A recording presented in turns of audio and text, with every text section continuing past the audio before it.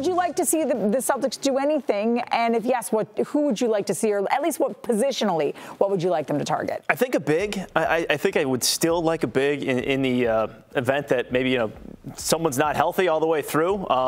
Even Luke Cornett, if he's dealing with something. But to me, on that list, Kelly Olynyk almost makes the most sense as someone who could probably spell Al Horford, especially down the stretch there if you're looking to give Al some nights off. I think he could kind of probably move into that role somewhat seamlessly, Gary. I like Kelly Olynyk.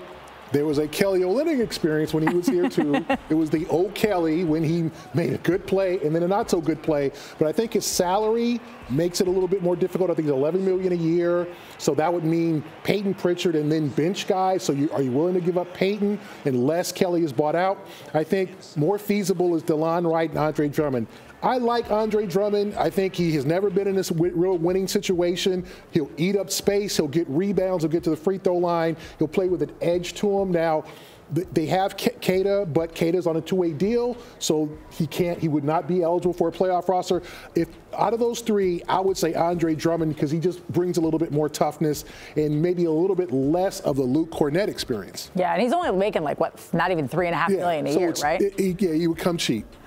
I was, by the way, shocked to realize that Andre Drummond is younger than Kelly Olynyk at this point, by like a couple of years. I think he's been in the league longer, but yeah, I'd be okay with that. I don't want to see him at the free throw line much, though. No. I will say.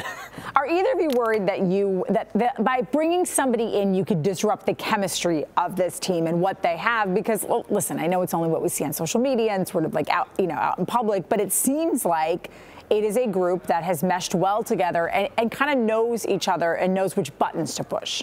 Yeah, this team is very close. There are no bad guys in the locker room, and there are no selfish guys in the locker room. There are no guys who are saying, like, I need more minutes. Of course, there's guys who want to play more. But I think there's guys, the Lamar Stevens and the O'Shea Brissetts who understand that they could be part of a championship experience here, and they know that they're in something special. So I do think that Brad Stevens, over the years, has been very careful about who I bring in and how do I alter the chemistry of this team. So I do think he talks to Jaylen Brown. I do think he talks to Jason Tatum and Al Horford and even Kristaps and Drew Holiday. What do you think of Andre Drummond? What's your experience been like with him? And I think whoever they bring in, they're going to have a conversation and go, there are going to be nights you don't play. And we don't need you at the end of the bench pouting. We need you like a Blake Griffin was last year, where Blake knew probably his last year, his final miles as an NBA player, but he was a great teammate, a great locker room guy, and that's what they need.